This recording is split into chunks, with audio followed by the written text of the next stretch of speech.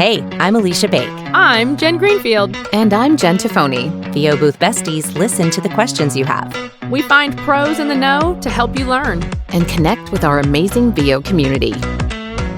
Welcome to VO Booth Besties. Hey everyone, welcome to VO Booth Besties.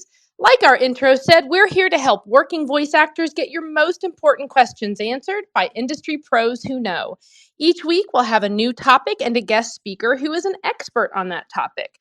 Speaking of which, we want to be sure you are all current on all the speakers and upcoming opportunities we have going on. So we're creating an email distro list. If you want to get on, just head over to boothbesties.com and shoot us a message with your email. So our housekeeping. In order to stay on topic tonight, we're going to get as many of your questions answered as we can, and we're going to keep hand raising turned off. So if you have a question, you want to pop that in the chat because that will remain open, and I will be monitoring that. Without further ado, let us meet our guest, AB. Well, we can go ahead and announce him even though he's not here yet, right? Sure. All right. We have the honor of being joined by the incredible Dave Fennoy. Dave Fennoy has been a preeminent working voice actor in Los Angeles since 1990 and one of the most versatile voices in the industry, you guys. He has provided voices for commercials, narrations, TV promos, award shows, animation, and games. His promo clients over the years include Hulu.com, ABC, the WB, Fox, CBS, Showtime, Starz, ESPN, the Disney Channel, and TV One. Notable voice credits include Lexus, McDonald's, Corona, KFC, Toyota, Chrysler, and AT&T. Time Life Music, R&B, Gospel, and Southern Company. Whew!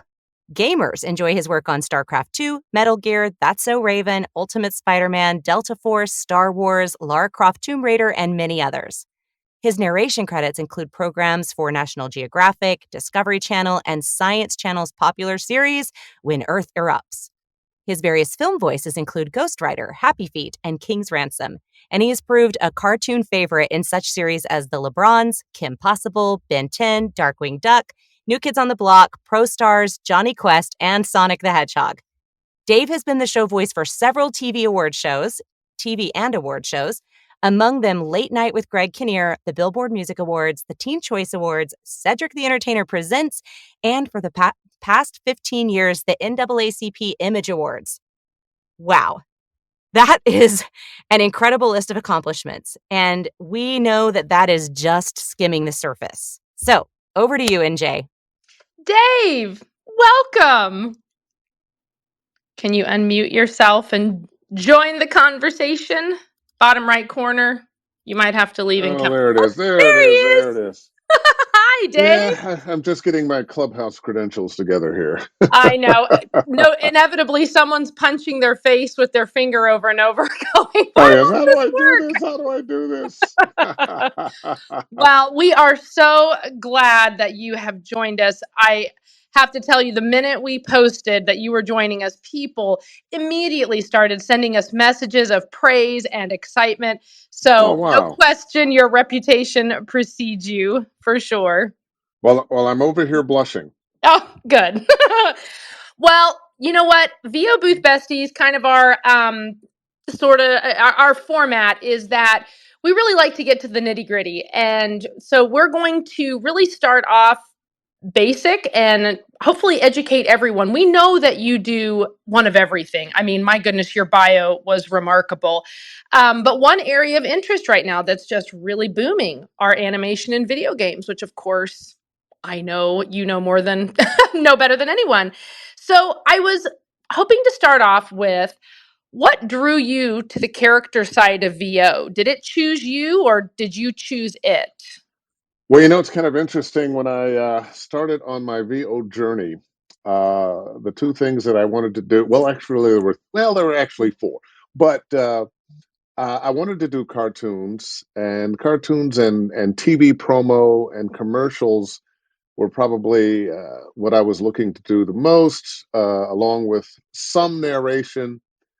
And sometimes TV promos and animation don't go together. And at the time that I started doing voiceover in Los Angeles, there were no video games as we know them now. And when I started booking work for video games, I really just thought of it as another form of animation. But the two genres have very much diverged. Animation still leans into the funny. That's not to say there's not drama in some animation. And video games lean towards the drama. Not to say that there's not comedy in some video games, but you're looking for more cinematic performances there. And I have to say, the genre chose me. Okay. Okay. So when you're talking about like delivery and style, I like how you describe that. I'm hoping we could go just a little bit deeper. But when you're talking about the difference in delivery and style of animation versus video game, it's not just quote putting on a voice. It's No. not just being a character. So can you kind of speak a little bit to the nuance of animation and video game and how they are different? Well, once again, animation is more animated typically. Now, sometimes it's a hard distinction to see because in video games, you go from a whisper to a scream. You're going to be playing characters with all kinds of various energies. But the stories that video games tell, the world of video games is much more dramatic than the world of animation. You'll see a lot of great cartoons, animated features that have drama in them, but a lot of comedy. Whereas with video games, you can get just pure drama. And they're much more analogous to feature films. Any genre you can think of for a feature film, there is a genre of video games, including romantic comedy. So I think when you use that perspective, to me, I hear, and I know, gosh, we've just this term is almost just annoying, but it's more authentic. It's more you. You know what? Yes, I will agree with that. Although I do a lot of voices doing video games, but very often it's just you as the Okay. actor. Uh, but and there's nothing wrong with doing character voices and accents and all of that, as long as you bring something else to the table besides that character voice or that accent. You've got to bring the character, the backstory, the world view. Yeah. We're going to get there. So I love that you're setting us on a fantastic path for this conversation. So, do you think one must have an aptitude for character work, like something you're born with, or do you think coaching can get you there? Because it seems kind of nuanced. It seems complex and layered to really be able to deliver, again, I'm going to say authentic, but a believable character. Well, some actors are better than other actors. We saw some of the top actors in the world last night at the Academy Awards recognizing one another for their great work over the last year. So there are lots and lots and lots of really fine actors that weren't nominated for anything and may never be. Uh, but to answer your question, yes, you can learn to be a good actor, but some people are born with more talent for acting. Some people have a natural empathy. Some people have paid more attention, not necessarily on purpose, of the human condition and what people look like, sound like, move like in the world. And all of our acting, especially in video games, is based on the human condition. Even if we're playing that robot, it's how far away from the human condition, how far away from natural thoughts and feelings to something else. Okay. Yeah, I really like that. Um, I have on good authority from someone who used to be in casting, and this person commented that were always blown away at the choices that you made for characters when you submitted auditions, and you were extremely consistent and top notch. So, and that you were clearly purposeful and and your choices were well thought out. Can you touched on this just a minute ago, and like I said it was a perfect setup for the path we're on. Can you speak to your process when deciding how to approach a character for an audition? Well, you know what? You want to get as much information about the world that that character is living in. I call it an outside in view. What is the game? What's the world that the game lives in? That's going to give you a lot of information about the tone, the overall tone. If you're talking about the Walking Dead game, you know, it's post apocalyptic. Uh, People don't have the things they used to have. They're ordinary people in extraordinary circumstances. If you're talking about, you know, one of the battle war games, well, it's battle and war, and you have everything in between. There are sword and sorcery games. There are crime games, all kind, whatever you can think of for movies, there is for video games. So you want to get what's the big picture here? What is the overall feel of this game going to be? Then you want to look at who your character is. What's your character's backstory, if there is one? Sometimes the characters you're playing can be very stereotypical and have a very short character description. Other times, how your character was treated as a child, and the relationship he had with his mother, and the various things that may have happened to him become very important in who that character is and how they show up. So you want to take in as that information as well. So we know what this game feels like. We know who this character is, what their worldview is. Now we want to get down to individual scenes, and we want to get as much information as we can about that scene. Sometimes it seems like they don't give you that much, but often you can extrapolate just from the dialogue. One of the things I suggest to people is to ask yourself what just happened that your character is saying what they're saying. Oftentimes you'll get sides, and there's always some little speech that begins, and maybe there's no dialogue before. Well, what might have been the dialogue? Say you had a, I don't know why I came back here either. What was said that I'm saying that? Perhaps somebody said, I don't know why I came back here. Now you've got the perfect, I don't know why I came back here either. Simple things like that. Paying attention, are you indoors, outdoors? Are you talking to one person, 10 people? How close are those people to you that you're talking to? What's your relationship? I give my students what I call the basics for every scene. What are you reacting to? What are you thinking? What are you feeling? What are you doing? Who are you talking to? And what's that relationship? When you pay attention to those things and do all that homework before you open your mouth, things begin to make sense. Uh, One other thing, and I can just ramble on here, and I hope I'm not You're boring good. anybody. We're here for your knowledge, whatever you're willing to share. You know, when you're looking at cinematic performances, what you want is the same kind of feeling you get from the movies. And all too often, we are forgetting that we are lacking some things that the actor on stage or on camera has. That actor on stage or on camera is in costume.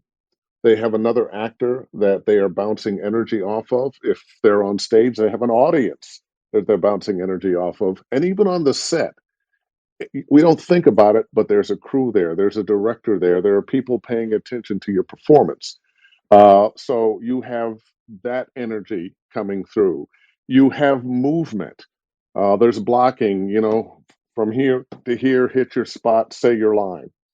Uh, and because you have other things and other people there, you have focus, places that your focus goes. Well, when we words on a page. So, what we have to be able to do is imagine all those things that we are lacking.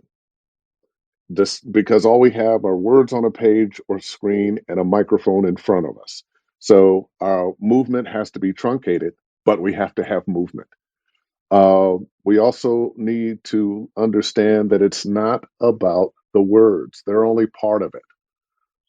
And when you give yourself all those other things, uh, the movement, the where am I, the interaction with a character that you have to create, the words become less important.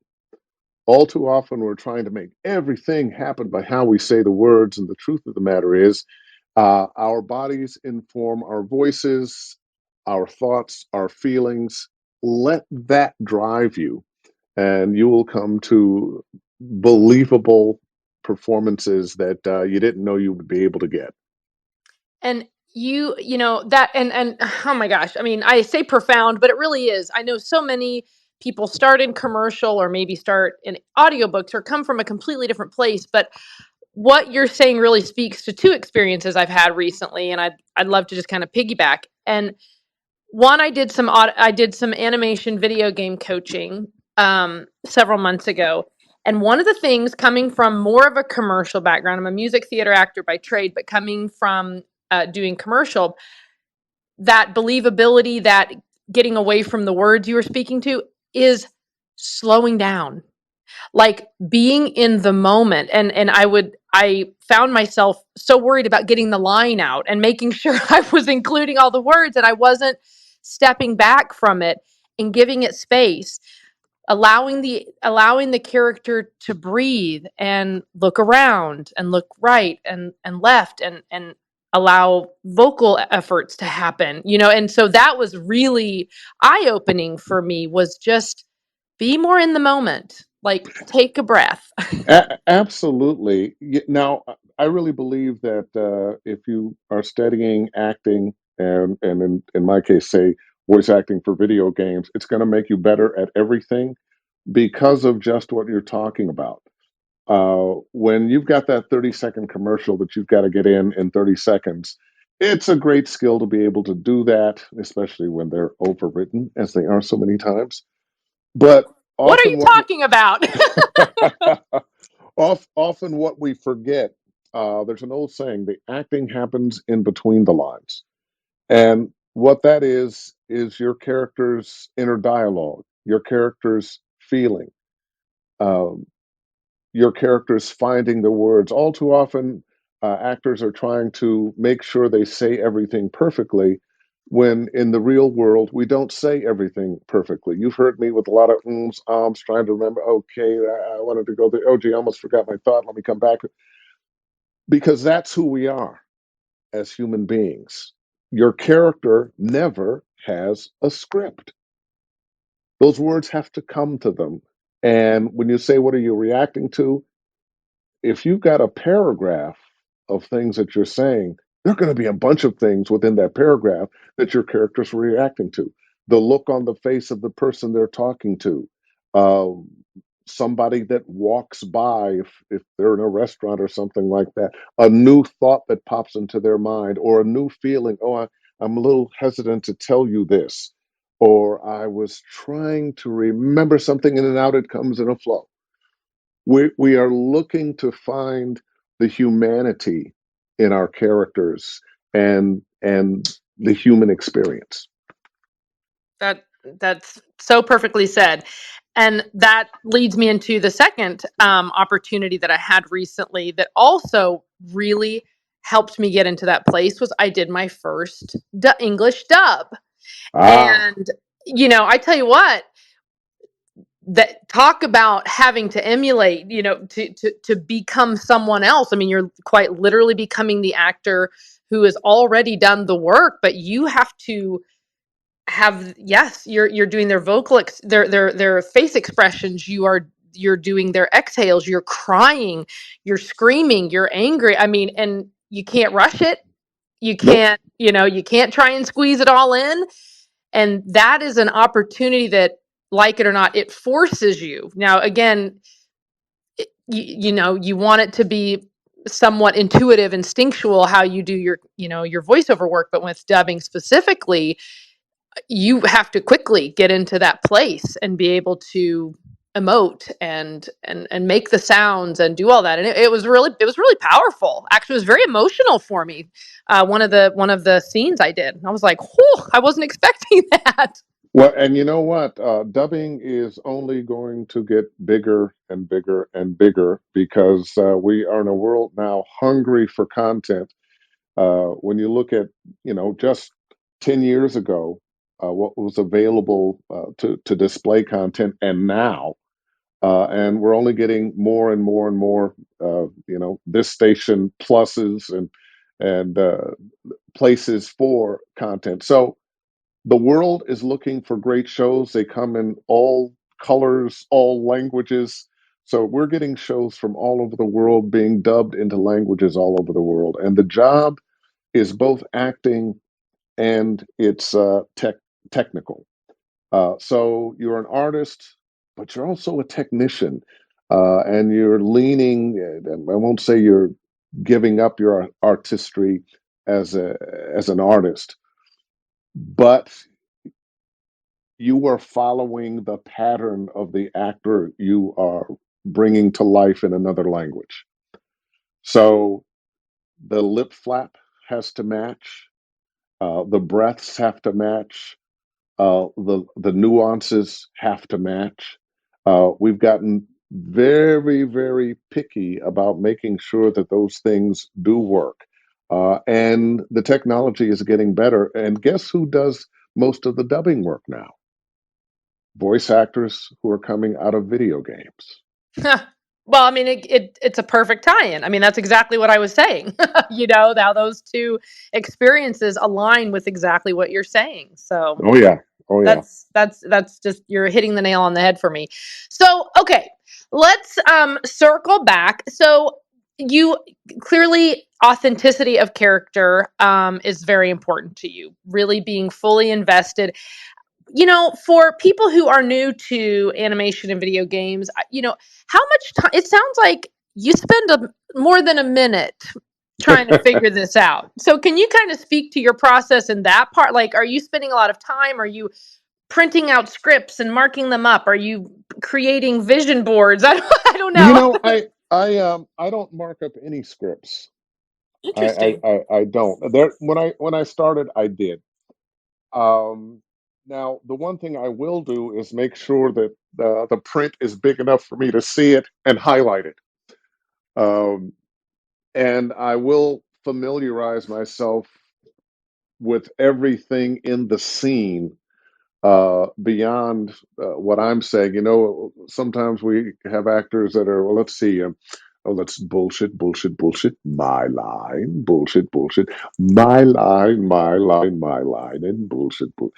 Oh, to be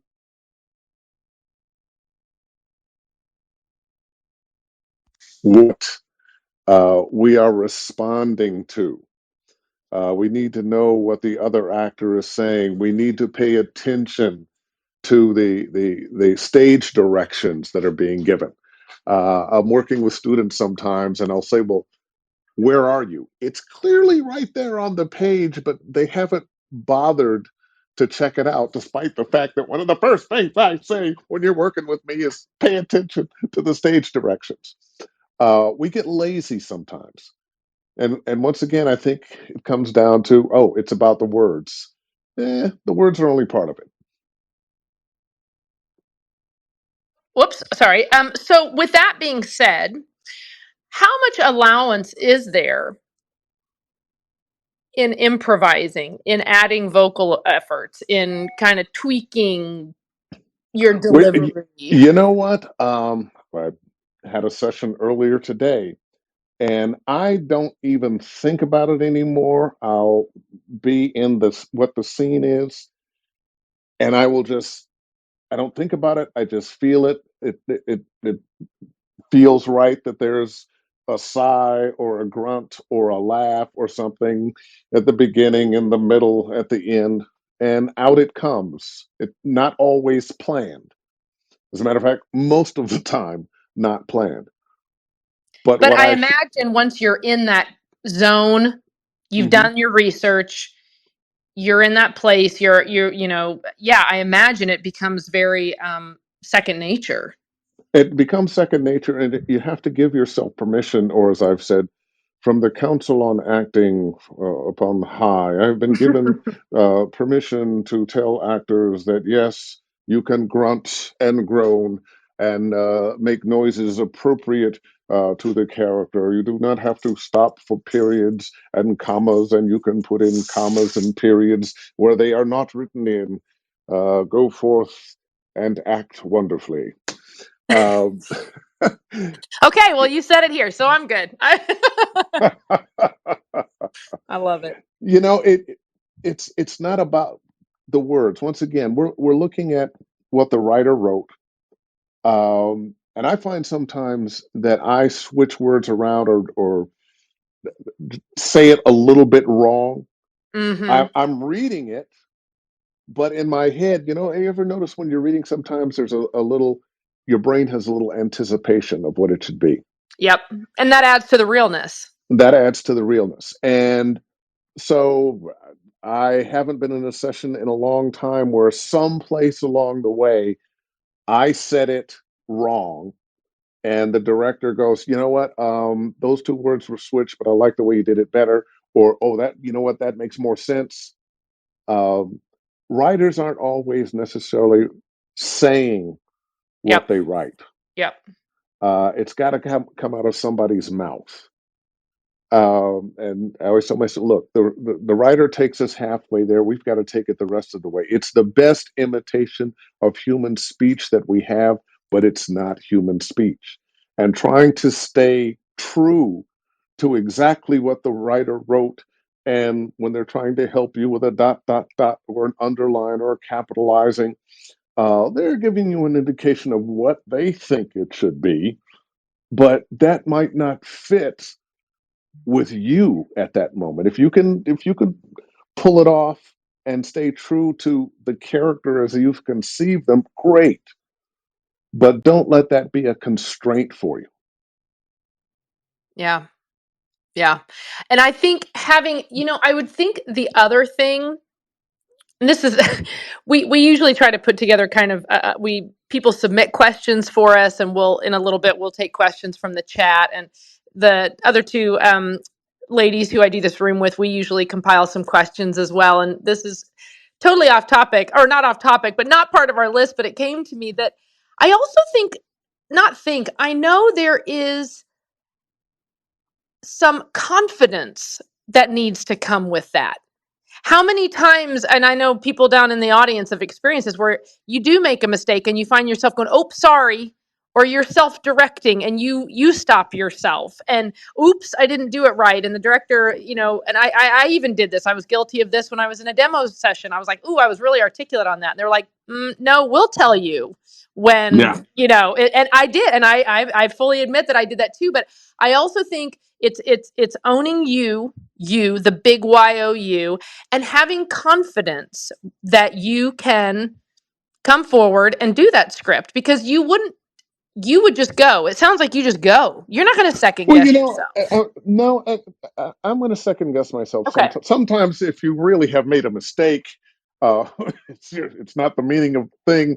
You've lost a little concentration or whatever, or just the fact that we are human beings and we're going to make mistakes.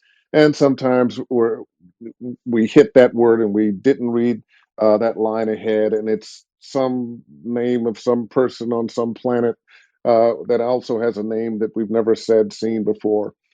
So sometimes, yeah, you're gonna make some mistakes. I promise you that. Uh, Now, knowing that, don't be too hard on yourself. And I'd rather my students be in character and we fix the mistake, go back and do a reread, than, oh, you read it perfectly, but now I'm not feeling the character. That is a fantastic piece of insight. Yeah. Yeah. And we all have ways to get back. And one of the things you want to do is, if you're going to beat yourself up a little bit, do it in a second or two. I will cuss myself out for, oh, David Fennoy, what the hell, man? And boom, and I'm back. And we're all going. You're going to run into it. There's going to be that paragraph with those words that you've never said before, you've never seen before, and they've got to flow out of your mouth like they're second nature. And it may take you a minute to get it right, but people on the other side, the directors, the producers, they've been working with actors for a long time. They know this about us. And they much rather you be the character and have to take 4 or 5 takes to get it right than read it absolutely perfectly, but it's not a great performance. It's no performance. It's not the character. Yeah. Yeah. Okay. This is great. This is just, you're reinforcing, and this also helps us in developing habits. And you know what else, Dave? Because we will circle back to this at the end. It also gives us insight to your coaching style and to really how you approach things and what we can be prepared to learn from you as Oh, well. yeah. This, I have a number of things that because and I know you didn't ask me this, but I'm giving you an answer anyway. Uh, we have to be familiar with the script. Don't want to be second guessing. Well, gee, what's coming up? What's coming up? What's coming up? You want to have a familiarity. You're not going to memorize it. You will never have that chance. You will never see the whole script before you are doing the whole script. But fortunately, most of the time, it's a few short lines. You do an ABC on a take, and they'll listen and they'll decide, oh, I like A, B, or C. While they're doing that, read ahead the next line, just so you know what it is. And now, when you're at home, you've got to be your own director. When you're on the job, you have a director who's telling you, giving you context, telling you what your character is thinking, feeling, so forth and so on, what the situation is. But allow yourself just to let go and be that character. Stop worrying about the words. Worry more about, okay, this character is jumping off a bridge. Oh no, I'm jumping off a bridge. Why the hell did I do that? Or this character is, oh, I'm so tired. I'm just gonna go to sleep. Oh, it's a phone ringing. Whatever it is, play it real. It's not, oh, the phone is ringing. Gosh, why am I so upset with it? and sigh. Play more than the words. Yeah. Once again, play your reactions, your thoughts, your feelings, your distance from whoever it is you're talking to. Uh, all those other things beyond the words will make the words special. Don't make the words precious. They're not. Yep. All right. On that note, can I cut in for a quick room reset? Yes. I can't believe we've already made it to a half hour and you have thrown out so much amazing information. If you've just joined us, we're VO Booth Besties, and our goal is to help working voice actors get the answers to their questions from the pros who know. Tonight, we're joined by the remarkable Dave Fennoy, and we're discussing voiceover for animation and video games. Back to you, NJ. Thank you. Before we continue, JT, I know we've got questions in the chat, so you might as well just jump in. Oh, we have all the questions from the chat. AB, if you can kind of take over on monitoring that while I look at my notebook. I've got 3 pages here. Maybe I write big, but okay, so let's go way back. MJ asked, in LATAM, the rule is acting over synchronization. Do you support this criteria in English as well? Wait a minute. Give me that question again. In LATAM, the rule is acting over synchronization. So in LATAM. Yeah. Latin American. Oh, in Latin. The true experts on synchronization or dubbing, as we're calling it, are the Latin actors. They've been dubbing things into Spanish from English and other languages much longer than the rest of us have. Um, Now, if you say the rule is, um, I think the rule is both. You have to get the lip flap right. You have to match uh, the sound, the feeling, the pacing of the character. But you also need to be a good actor. It also needs to tell who this character is.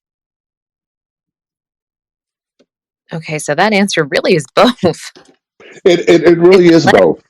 It's you really want both. You're a technician and you're an artist. The artistry of character has to be there, and the technique of matching the lip flap and the pacing of the actor you are replacing has to be there. Okay.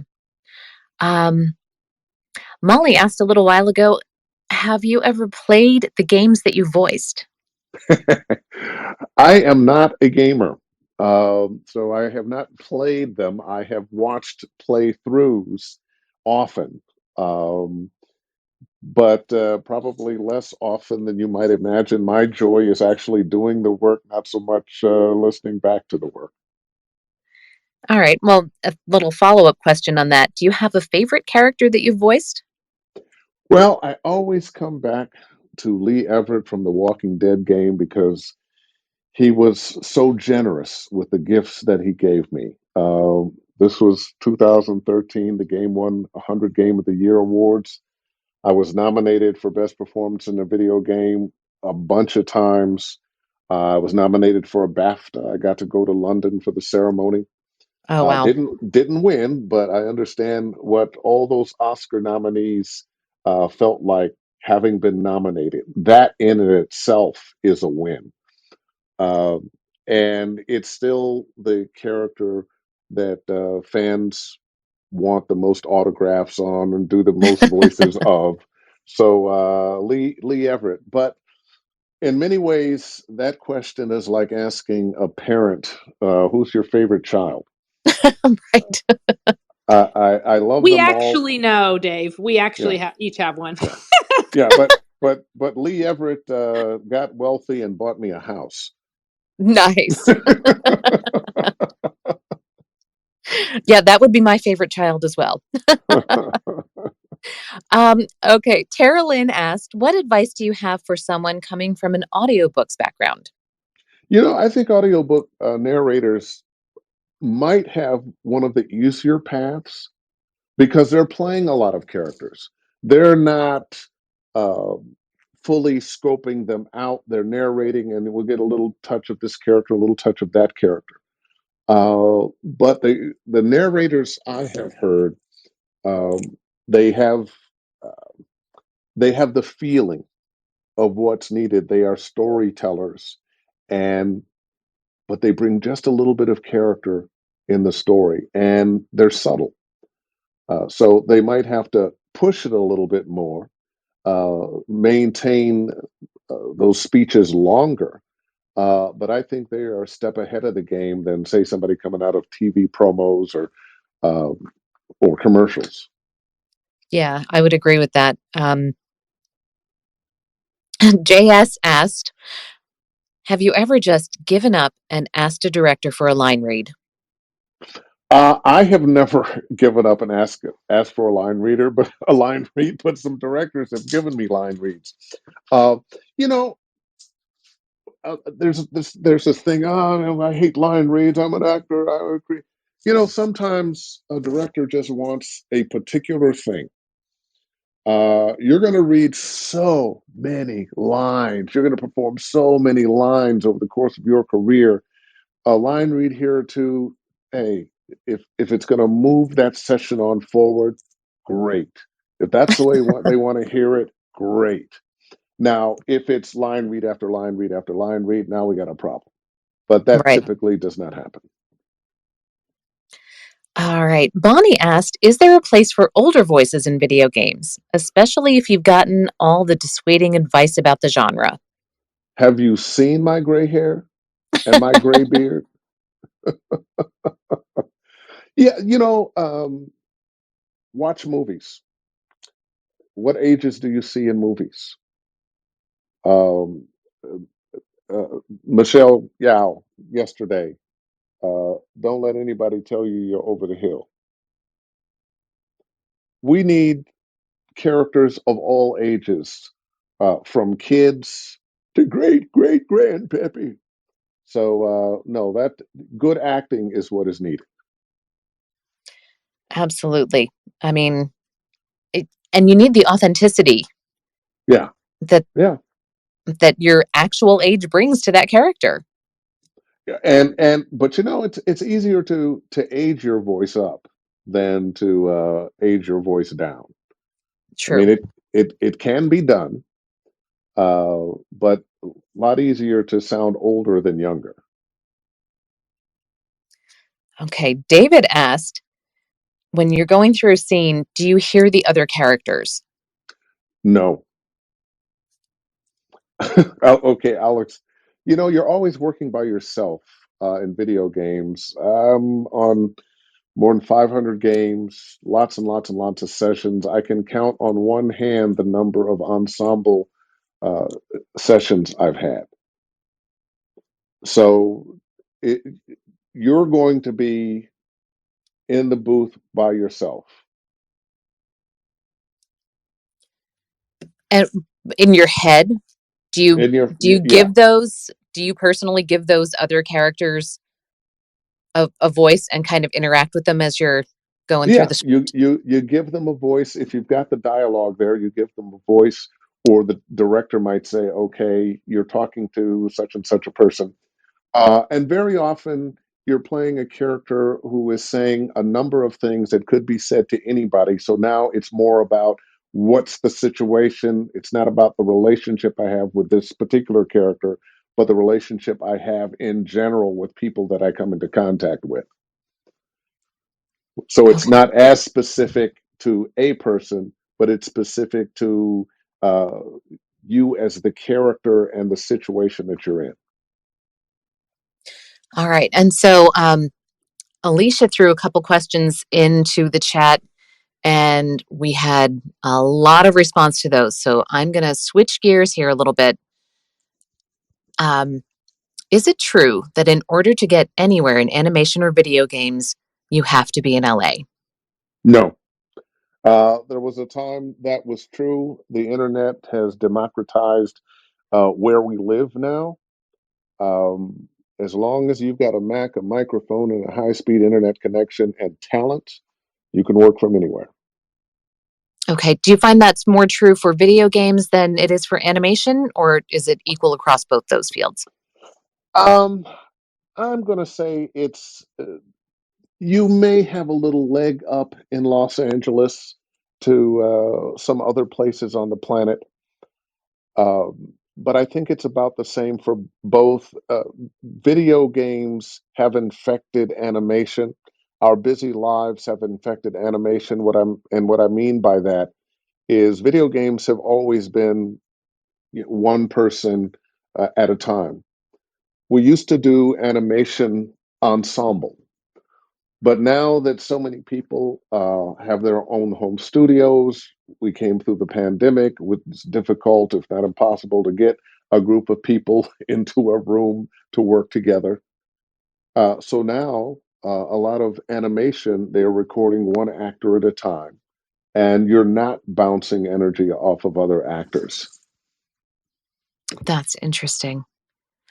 I mean, personally, I think it would be harder for me to do animation without having those other characters to play off of. You know what? I'm going to say that it is and it isn't. It's a gift when you have it, but just like in video games, when you don't, Right. you've got to create it. You got to create it in your head what you're responding to. All right. A follow up on that is what's the best way to find work in animation or video games? Is it truly just through an agent these days? Well, no, I think still the best work comes through agents, but we're living in a world that has been at war with working class people for 50, 60 years now. So there is less union work now than there was. I'd like to think that somehow we're going to be getting back to more of us being represented by the union, more work, paying union wages. Uh, but there are pay to play sites. I'm not a fan of them, but there's game work there and animation work there. Uh, One of the things I would do were I not represented would be to do that LinkedIn and Mandy and Google search for animation houses, production companies, um, networks, and cable stations that are doing animation and getting my very professionally produced animated demo to the people in casting and writing and directing. Okay. So you got to just go out there and get it yourself. If you're not represented, yeah. If you're not represented, yeah. Then you add the job of being your own agent. Okay. And you mentioned the demos. Do you think, in the case of animation and video game, it's worth going the extra mile to get um, an Two actual demos. video demo rather than just an audio only? You know what? It would be helpful. I think. I think people respond to video just a tad better, but I don't think it's necessary. If you have a killer animation demo and a killer video game demo, I think you're doing fine. Okay. And I mean, there's such a difference too between your animation demo and your video demo versus your commercial demo and your narration demo. There's got to be so much more put into it. Oh yeah, oh yeah. Well, what are demos? They give the buyer of your talent an idea of what you would sound like uh, on the commercial or this narration or a cartoon series or a video game of some kind, and you want to show off a variety of different kinds of characters uh, in different moods um, and situations. Yeah. I think there's a place, for people who are starting out to be able to do some of their own demos either themselves or with the help from a friend who's a little in the know with the You sound know, effects and the beds, but Uh, I made the same mistake when I started in video. Well, video. When I started in voiceover, I made my own demo. It was terrible. Fortunately, it displayed some talent, and the agent that listened to it and ultimately signed me said, "Go back, redo this, and see me in 6 months." So it didn't stop me, but it delayed me. Mhm. So my suggestion is, uh, demos are expensive now. They're averaging about $2,000 a pop, especially for animation and video games. So maybe don't try to get both of them made at the same time, unless Mhm. from a very professional demo maker who knows what needs to be put on these demos. If you can get a deal, maybe they'll do three of them for 4,000 or something. And I know that sounds like a lot of money, but uh, one game at union rates will pay half of that. Right. Yeah, I mean, there's some places where you can skimp a little tiny bit if you're talented enough to pull it off. But animation and video games are definitely not that area. Yeah. Let me say, can I advertise something? Sure.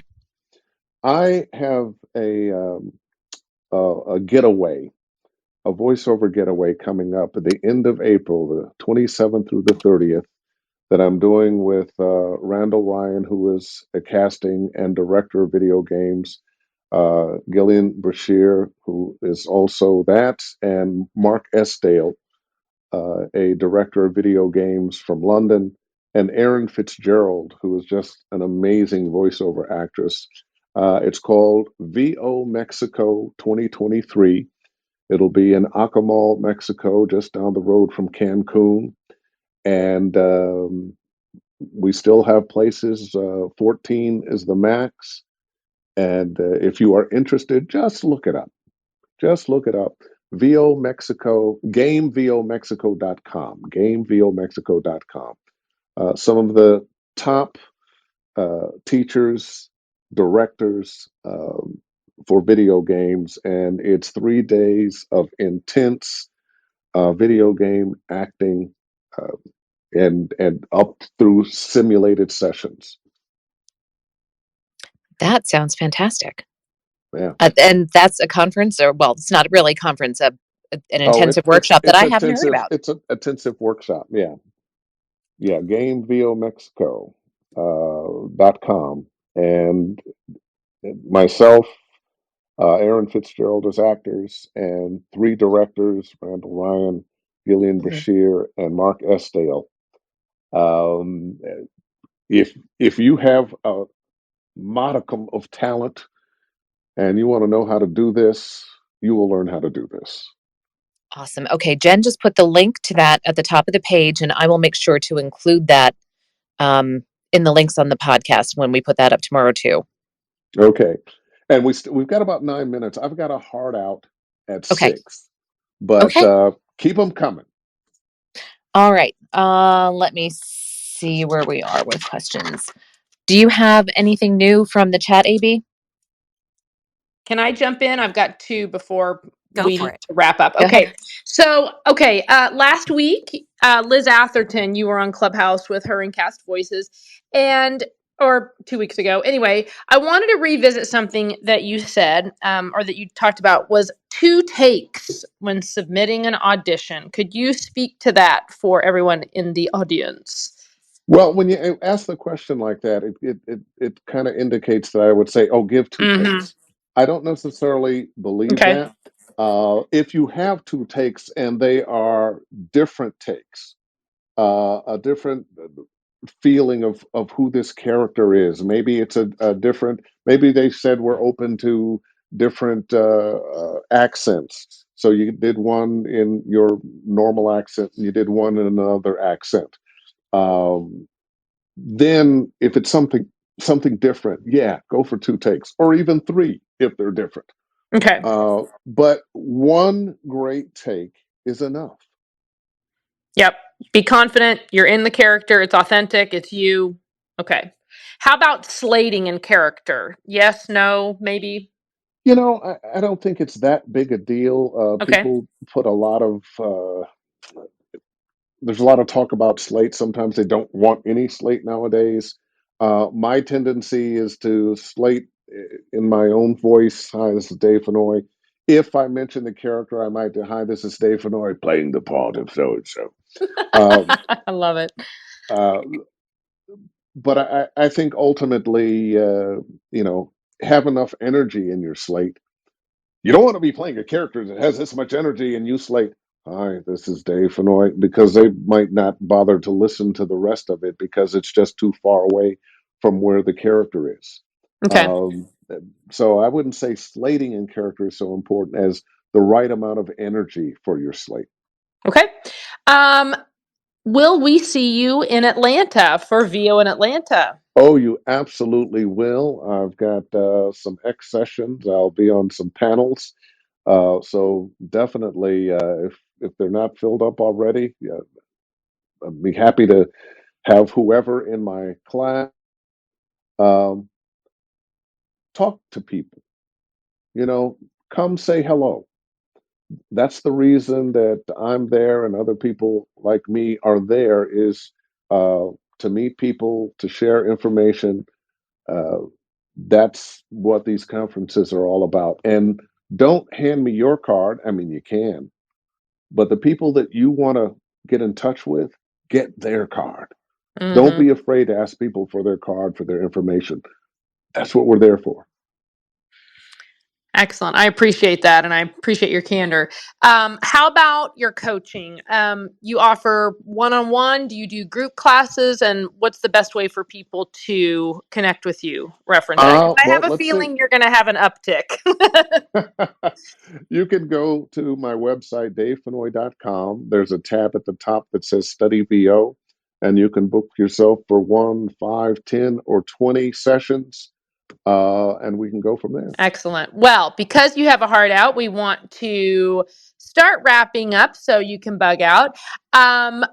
Thank you so much for joining us. Before you go, we like to ask our guests 3 for fun questions, a little James Lipton style. We've focused on enough voiceover. Well, there's no fern behind me. Oh, yeah, yeah, exactly. Dave, you're supposed to imagine that there is a fern behind you. Well played. It's called acting. So our first question is, what singer, band, or composer are you enjoying right now? Oh boy, I'm old school. I still like my Funkadelics, my Nice. Jimi Hendrix, my Stevie Wonder, my Earth, Wind, and Fire.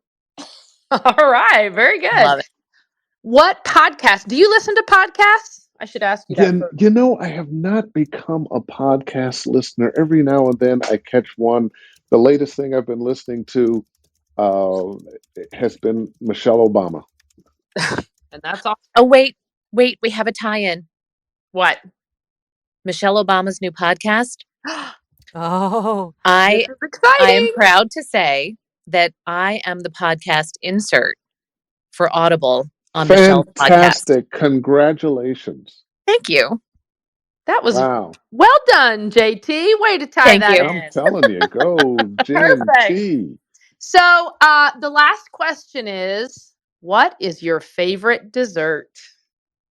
Chocolate ice cream. Good stuff. Good Yeah. stuff.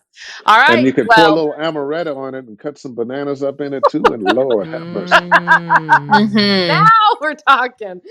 Hey, listen, Jen, and Aleesha, thank you so much. Yes, thank It you. is an honor to be here, to be asked to share my thoughts on voice acting.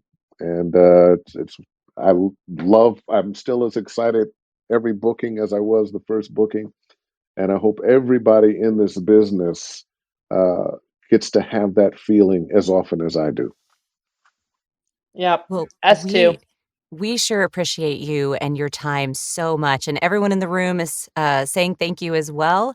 And thank you to everybody in the room for joining us. And we want to remind everybody in the room that VO Booth Besties has grown to 2 nights a week. You usually join us on Mondays and Thursdays, same time, same place. But this Thursday, we have a very special guest from across the pond, Nick Redman. If you aren't familiar with Nick, she is amazing. You won't want to miss it. But because of our time difference, this Thursday's Clubhouse will be at 10 a.m. Pacific or 1 p.m. Eastern Standard Time. And we will have, of course, the replay available on the podcast. Nick is going to be talking about using breathing techniques to get the most out of your read. Absolutely. So if you can't join us at 1 o'clock on Thursday, 10 a.m. Pacific, the episode should be loaded up to our podcast page by our usual Clubhouse time of 5 Pacific, 8 Eastern. Meanwhile, be sure to connect with each of us on LinkedIn and follow VOBB on Facebook and LinkedIn. If you want to hear replays of tonight's episode or any previous discussions, you can listen to our podcast anywhere you listen to podcasts or on the podcast tab at boothbesties.com. Thank you all so much. Have a great night.